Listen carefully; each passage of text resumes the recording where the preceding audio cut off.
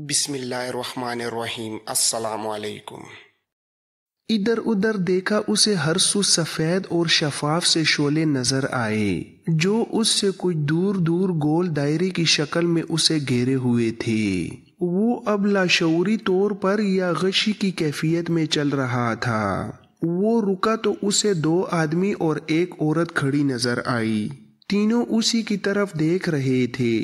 ان کے عقب میں تھوڑی دور کھجور کے درخت بھی اسے دکھائی دیے۔ ان کے قریب ٹیلے تھے۔ اسحاق ترک نے اسے بھی وہم اور سیراب سمجھا۔ اس پر جو مایوسی طاری ہو گئی تھی اس میں اضافہ ہو گیا، جس سے اس کے جسم میں اگر کچھ سکت رہ گئی تھی وہ بھی نہ رہی۔ اس نے ان آدمیوں اور عورت کو آواز دینے کو بیکار سمجھا۔ سیراب اور وہم بولا نہیں کرتے، مسافروں کو اپنی طرف گھسیٹتے اور پیچھے ہٹتے جاتے ہیں، حتیٰ کہ انسان ہار کر گر پڑتا ہے اور ریت اس کا گوشت پوش چوس کر اسے ہڈیوں کا ڈھانچہ بنا دیتی ہے۔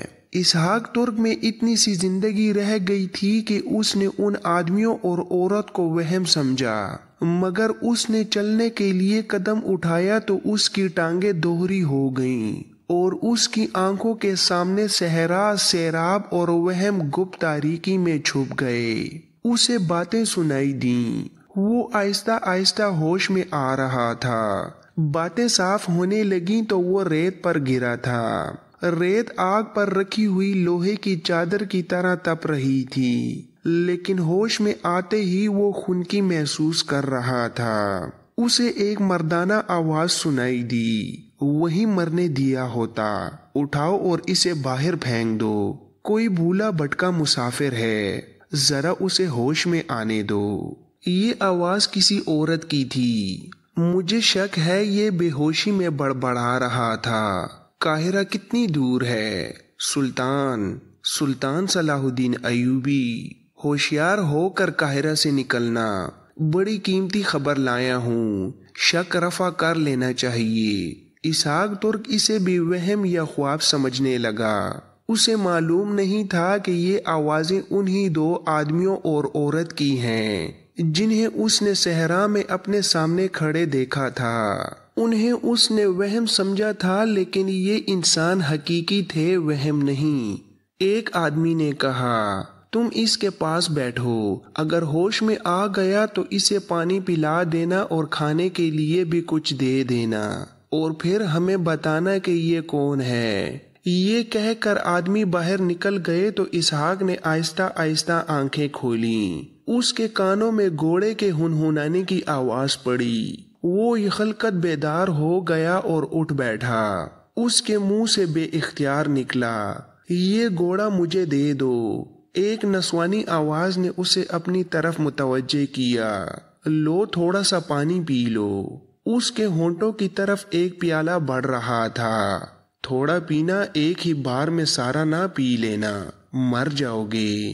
اسے پانی کی ہی ضرورت تھی۔ اس نے دیکھنے سے پہلے کہ پانی پلانے والی کون ہے، پیالہ اپنے ہاتھ میں لیا اور ہونٹوں سے لگا کر 2-3 گھونٹ پیے۔ پیالہ ہونٹوں سے الگ کر کے بولا، میں جانتا ہوں کہ اس حالت میں زیادہ پانی نہیں پینا چاہیے۔ اس نے عورت کو دیکھا جو جوان لڑکی تھی۔ اس کا لباس اسی علاقے کا صحرائی خانہ بدوشوں کی طرح تھا، لیکن اس کے نقش و نگار اور رنگ و روپ سے دھوکہ ہوتا تھا کہ وہ خانہ بدوش نہیں۔ اس کے سر پر لپٹے ہوئے رومال میں سے جو بال نظر آ رہے تھے وہ بھی خانہ بدوش لڑکیوں جیسے نہیں تھے، لیکن اس علاقے میں کوئی امیر قبیل لڑکی تو آ نہیں سکتی تھی، اس لیے خانہ بدوش ہی ہو سکتی تھی۔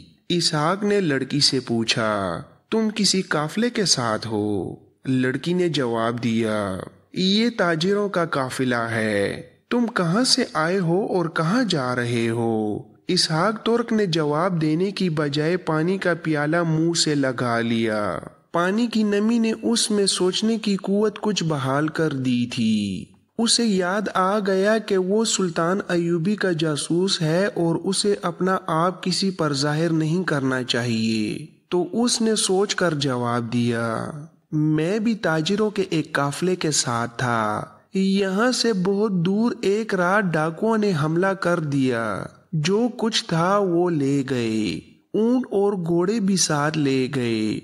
मैं वहां से भागा और भटक गया। लड़की ये कहकर बाहर निकल गई कि मैं तुम्हारे लिए कुछ खाने को लाती हूँ। वो एक खेमे में था जिसमें दिया जल रहा था। उसने खेमे से जरा छुप कर देखा तो बाहर चांदनी रात थी। उसे बाहर 3-4 आदमी इधर उधर फिरते दिखाई दिए। उसे लड़की की हंसी सुनाई दी। फिर उसने लड़की को अपनी तरफ आते देखा तो वो पीछे हटकर अपनी जगह बैठ गया। लड़की ने उसके आगे खाना रखा जो वो खाने लगा तो लड़की पूछने लगी, तुम अब काहिरा जा रहे हो? इसहाक तुर्क ने झूठ बोला कि नहीं, मैं सिकंदरिया जा रहा हूँ। लड़की ने मुस्कुरा कर कहा, सुल्तान सलाहुद्दीन अयूबी तो काहिरा में है, सिकंदरिया जाकर क्या करोगे? इसहाक ने हैरत से कहा, मेरा सुल्तान सलाहुद्दीन अयूबी के साथ क्या ताल्लुक हो सकता है? हमारा तो है, वो हमारा सुल्तान है। हम मुसलमान हैं और हम उसके हुक्म पर जाने कुर्बान करने को तैयार रहते हैं। लेकिन मुझसे तुमने ये क्यों कहा है कि सुल्तान सलाहुद्दीन अयूबी काहिरा में है? लड़की ने उसके सर पर हाथ रख कर प्यार से कहा, सुनो, तुम्हें घोड़ा चाहिए ना? सुल्तान के पास जाने के लिए हम तुम्हारी मदद करेंगे। तुम्हें घोड़ा देंगे और तुम बहुत जल्दी सुल्तान तक पहुंच जाओगे। पर तुम्हें कैसे पता चला? ये मत पूछो, तुम अपना फर्ज अदा कर रहे हो, हमें अपना फर्ज अदा करने दो। हम तुम्हें घोड़ा देकर समझेंगे कि हमने अपना फर्ज अदा कर दिया है। लड़की का अंदाज ऐसा था कि इसहाक फंस गया। हाँ, मुझे बहुत जल्द सुल्तान के पास पहुंचना है, कोई बहुत जरूरी खबर है। मुझसे ऐसी बातें ना पूछो, तुम्हें इनके साथ दिलचस्पी नहीं होनी चाहिए। लड़की ने उठते हुए कहा, मैं तुम्हारे लिए घोड़े का इंतजाम करती हूँ, आराम कर लो, रात अभी शुरू हुई है, आखिरी पहर रवाना होना। और लड़की खेमे से निकल गई। इसहाक तुर्क की जिस्मानी हालत ऐसी थी कि वो फौरन सो गया।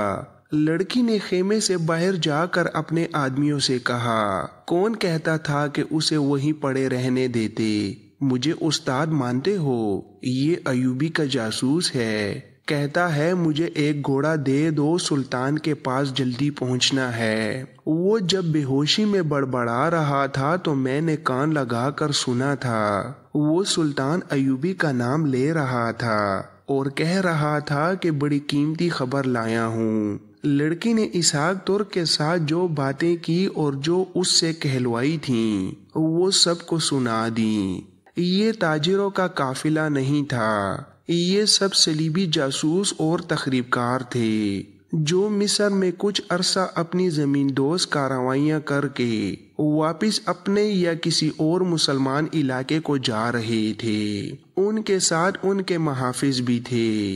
इन 10-12 लड़कियों के साथ 2 जवान लड़कियां थीं। इनका इस्तेमाल और रोल भी वही था जो आप इस सीरीज की पिछली वीडियोस में सुन चुके हैं। दोनों लड़कियां खूबसूरत और तरबियत याफ्ता थीं। ये ग्रोह ताजिरों के बेस में जा रहा था। इनके पास ऊंट भी थे और घोड़े भी। सफर के दौरान यहाँ पानी और साया देख कर रुक गए थे। शाम से कुछ देर पहले उन्होंने दूर से इसहाक तुर्क को आते देखा तो 2 सलीबी और एक लड़की उसकी तरफ चल पड़े। उनका इरादा ये था कि इस आदमी को अपने कैंप से दूर रखेंगे। वो देख रहे थे कि ये आदमी बहुत बुरी हालत में चला आ रहा है और ये ज्यादा देर चल नहीं सकेगा। इसहाक तुर्क ने उन्हें देखा तो उसे सैराब और वहम समझा। फिर वो गिर पड़ा और बेहोश हो गया। ये दोनों सलीबी और लड़की उस तक पहुंचे। सबसे पहले लड़की ने कहा था कि ये कोई आम किस्म का मुसाफिर नहीं। दोनों आदमियों ने राय दी कि ये कोई अनाड़ी मुसाफिर है, वरना इस हाल को ना पहुंचता। ताहम इसहाक की शक्ल सूरत और जिस्म से शक होता था कि ये कोई मामूली आदमी नहीं। कुछ अजरा मजाक और कुछ शक की बिना पर वो उसे अपने कैंप में उठा ले गए और एक खेमे में लिटा दिया। اس کے منہ میں پانی اور شہد ٹپکاتے رہے۔ اس دوران اسحاق ترک بڑبڑاتا رہا۔ اس پر غشی طاری تھی۔ غشی اور نیند میں ذہن لاشعور بیدار ہوتا ہے۔ جاسوس کو یہ خاص طور پر بتایا جاتا تھا کہ وہ دشمن کے علاقے میں بے ہوش ہونے سے بچیں۔ بے ہوشی میں انسان کی زبان سے بعض اوقات سینے کے راز نکل آتے ہیں۔ اسحاق کو صحرا نے بے بس اور بے ہوش کر دیا تھا، ورنہ اس میں حیران کن قوت برداشت اور قوت مدافعت تھی۔ اگر بے ہوشی میں اس کی زبان بند رہتی تو اس کا اصل روپ بے نقاب نہ ہوتا۔ اسحاق ہوش میں آیا تو اس قدر ذہین اور چالاک ہوتے ہوئے بھی ایک لڑکی کے جال میں آ گیا۔ یہ لڑکی کی استادی تھی اور وہ تربیت یافتہ اور حسین بھی تھی۔ اس کی زبان پر یقین کرتے ہوئے وہ اسے مسلمان سمجھ بیٹھا۔ لڑکی نے باہر جا کر اپنے ساتھیوں کو بتایا کہ اس کا شک صحیح نکلا ہے اور یہ خوبرو شخص سلطان ایوبی کا جاسوس ہے۔ گروہ کے سربراہ نے کہا، موٹا شکار ہے، اب اس سے یہ معلوم کرنا ہے کہ وہ کیا راز اپنے ساتھ لے جا رہا ہے اور یہ راز کہاں سے لایا ہے۔ ایک اور آدمی نے کہا، اگر اس نے یہ بتا دیا کہ وہ راز کہاں سے لایا ہے تو اس سے یہ بھی پوچھیں گے کہ وہاں اس کے ساتھی کون کون ہے۔ سربراہ نے کہا، لیکن اس پر یہ ظاہر نہ ہونے پائے کہ ہم کون ہیں۔ میں صلاح الدین ایوبی کے جاسوسوں کو اچھی طرح جانتا ہوں۔ موت قبول کر لیتے ہیں پر کوئی راز نہیں دیتے۔ خاصی استادی سے بات کرنی ہوگی۔ لڑکی نے معنی خیز مسکراہٹ سے کہا، میں ان مسلمانوں کو زیادہ اچھی طرح جانتی ہوں۔ راز تو راز یہ اپنے خنجر سے اپنا دل نکال کر میرے قدموں میں رکھ دے گا۔ ایک اور صلیبی نے کہا، تم ان مسلمانوں کو جانتی ہو جن پر حکمرانی اور دولت کا نشہ سوار ہوتا ہے۔ تمہارا پالا کبھی کسی غریب مسلمان اور سپاہی سے نہیں پڑا۔ وہ مسلمان دولت اور رتبے کے شیدائی ہوتے ہیں جنہیں تم گمراہ کر لیتی ہو۔ جن مسلمانوں کے پاس دولت کی بجائے ایمان ہے، کبھی ان کے قریب جا کر دیکھنا۔ ان کے پاس ایک اور صلیبی لڑکی بیٹھی تھی جس نے ابھی تک کچھ بھی نہیں کہا تھا۔ سربراہ نے اس کی طرف دیکھا اور قدرے طنزیہ لہجے میں اسے کہا، کیا تم اس مسلمان کے سینے سے راز نکال سکتی ہو باربرا؟ لڑکی نے اسے صرف خالی نگاہوں سے دیکھا۔ تم نے قاہرہ میں ہمیں بہت خراب کیا ہے۔ میرینیا کی استادی دیکھو اور اس سے کچھ سیکھو۔ میں تمہیں اور کوئی موقع نہیں دوں گا۔ ذرا میرینیا کی عقل پر غور کرو۔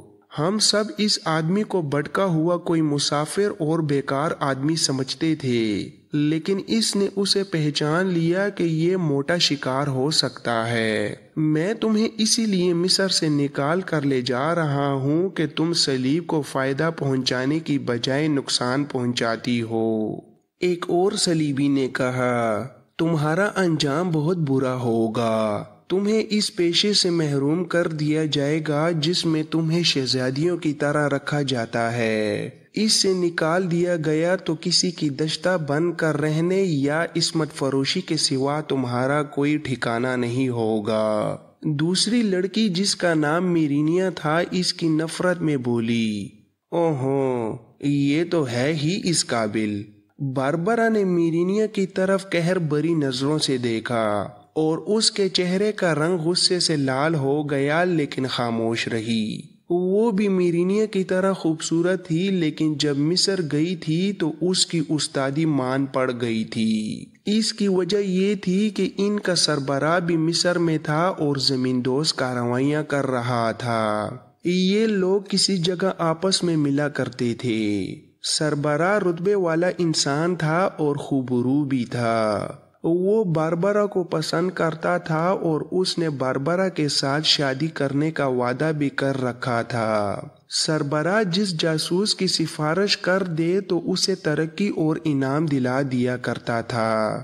باربرا بہت خوش تھی، مگر میرینیا نے سربراہ پر اپنا جادو چلا لیا تھا۔ اس لڑکی نے اپنی فنکاری سے سربراہ کو باربرا کے خلاف بدظن کر دیا۔ اور اس کے ساتھ محبت کا کھیل کھیلنے لگی، اس لیے باربرا بجھ کے رہ گئی تھی۔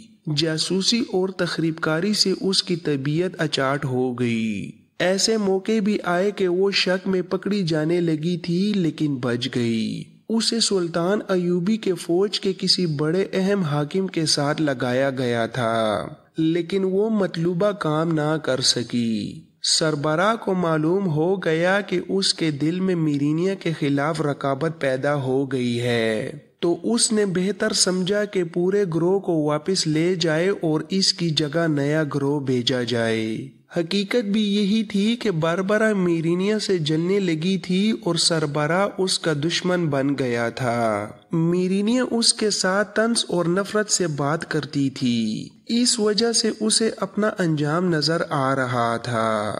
اب میرینیا نے اسے کہا کہ یہ تو ہے ہی اسی قابل، تو اس کے اندر انتقام کی آگ بھڑک اٹھی۔ میرینیا نے کہا، اس آدمی کے سینے سے صرف میں راز نکال سکتی ہوں، یہ باربرا کے بس کا روگ نہیں۔ باربرا غصے سے اٹھی اور اپنے خیمے میں چلی گئی۔ سربراہ نے کہا، یہ آدمی رات کو کہیں بھاگ کے نہیں جا سکتا، ابھی اس کے پاس بھاگنے کی کوئی وجہ بھی نہیں، پھر بھی احتیاط لازمی ہے، اسے بے ہوش کر دینا چاہیے۔ تھوڑی دیر بعد میرینیا اس خیمے میں داخل ہوئی جس میں اسحاق ترک سویا ہوا تھا۔ دیا جل رہا تھا۔ میرینیا کے ہاتھ میں ایک رومال تھا جو بے ہوش کرنے والی دوائی میں بھیگا ہوا تھا۔ وہ دبے پاؤں اسحاق کے پاس گئی، بیٹھی اور رومال اسحاق کی ناک پر رکھ دیا۔ کچھ دیر بعد رومال ہٹایا اور باہر نکل گئی۔ اپنے ساتھیوں کے پاس جا کر کہنے لگی، کل سورج نکلنے کے بعد ذرا سا ہوش میں آئے گا۔ سربراہ نے کہا، اطمینان سے سو جاؤ، کل ہم صلاح الدین ایوبی کے اس جاسوس کو اس کی خواہش کے مطابق گھوڑا ضرور دیں گے، لیکن وہ اس گھوڑے پر قاہرہ نہیں بیروت جائے گا، یہ ہمارا ہمسفر ہوگا۔ سلطان ایوبی کے ایک جاسوس کو پکڑ لینا ان کے لیے بہت بڑی کامیابی تھی۔ وہ شراب پینے اور خوشیاں منانے لگے۔ میرینیا اچھل کود رہی تھی، مگر باربرا جیسے اس جشن سے لا تعلق تھی، اسی لیے وہ اپنے خیمے میں چلی گئی تھی۔ بہت دیر بعد سب ایک ایک کر کے اپنے اپنے خیمے میں چلے گئے۔ باربرا بھی جا چکی تھی۔ اس ٹولے کا سربراہ میرینیا کو اپنے ساتھ وہاں سے دور لے گیا۔ باربرا خیمے میں تنہا لیٹی اداسیوں اور ناکامیوں میں الجھی ہوئی تھی۔ اس کے دل میں انتقام کی آگ سلگنے لگی تھی۔ باہر کے جشن شراب نوشی کا شور اس آگ کو بھڑکا رہا تھا۔ جب شور ختم ہوا تو وہ اور زیادہ بے چین ہو گئی۔ اس نے خیمے کا پردہ ہٹا کر دیکھا تو اسے اپنا سربراہ اور میرینیا ٹیلے کی طرف جاتے نظر آئے۔ چاندنی رات میں وہ کچھ دور تک نظر آئے اور غائب ہو گئے۔ باربرا کے کانوں میں میرینیا کے یہ الفاظ گونج رہے تھے، صرف میں اس کے سینے سے راز نکال سکتی ہوں۔ باربرا کے دماغ میں یہ سوچ آئی کہ وہ میرینیا کو ناکام کر سکتی ہے۔ اس کا یہ طریقہ ہو سکتا تھا کہ وہ اسحاق ترک کو بتا دے کہ ہم سب صلیبی جاسوس ہیں، تاکہ وہ اپنا اصل روپ چھپا لے۔ اس نے یہ بھی سوچا کہ وہ اسحاق کو وہاں سے بھگا دے، پر یہ سب انتقامی سوچیں تھیں۔ وہ سب کے سو جانے کا انتظار کرتی رہی۔ اسے نیند آ رہی تھی۔ اس کے خیمے کا پردہ اٹھا۔ اسے معلوم تھا کہ یہ کون ہے۔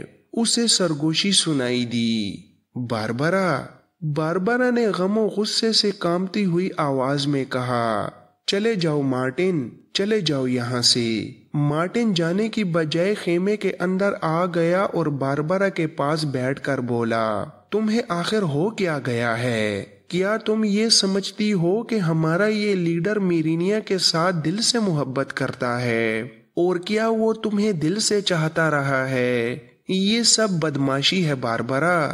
تم دل پر بوجھ ڈال کر اپنے فرائض سے لاپرواہ ہو گئی ہو۔ اگر سچی محبت کی خواہشمند ہو تو وہ میرے دل میں ہے۔ میں نے تمہیں کب دھوکہ دیا ہے؟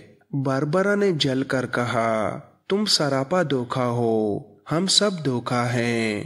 میں اپنے فرائض سے لاپرواہ نہیں ہوئی، میرا دل تو دنیا سے بھی اچاٹ ہو گیا ہے۔ ہم سب کو بچپن سے فریب کاری کی ٹریننگ دی گئی تھی۔ اس کا مقصد یہ تھا کہ ہم مسلمانوں کو فریب دے کر انہیں صلیب کے مقابلے میں بیکار کر دیں، مگر ہم ایک دوسرے کو بھی فریب دیتے ہیں۔ ہم صلیب کو گلے میں لٹکا کر بدکاری کرتے تھے، ایک دوسرے کو دھوکے دیتے ہیں۔ مسلمان ہم سے زیادہ عقل مند ہیں کہ وہ جاسوسی اور تخریب کاری کے لیے اپنی لڑکیوں کو استعمال نہیں کرتے۔ ہمارے لیڈر نے پہلے مجھے محبت کا جھانسا دیا۔ میرینیا چونکہ زیادہ ہوشیار ہے، اس لیے اس نے لیڈر پر قبضہ کر لیا۔ تم نے مجھ پر قبضہ کرنے کی کوشش کی اور نتیجہ یہ نکلا کہ ہمارا سارا گروہ بیکار واپس جا رہا ہے۔ اگر تمہارے ساتھ ہم 2 لڑکیاں نہ ہوتیں تو تم مرد اپنا کام خوش اسلوبی سے کرتے۔ عورت کا وجود مردوں کے درمیان دشمنی پیدا کرتا ہے، اسی لیے تو ہم مسلمانوں کے درمیان اپنی تربیت یافتہ عورتوں کو چھوڑ دیتے ہیں۔ ان کے درمیان دشمنی پیدا کرنا ہی ہمارا مقصد ہے۔ ہم یہ اس لیے کرتے ہیں کہ اسلام کو زوال آئے اور صلیب کی حکمرانی قائم ہو۔ اس نے جھنجھلا کر باربرا کو اپنی طرف گھسیٹ کر کہا، اتنی پیاری رات کو ایسی خشک باتوں سے بے مزہ نہ کرو باربرا، میرا دل ٹوٹ چکا ہے۔ آؤ باہر چلے، دیکھو چاندنی کتنی حسین ہے۔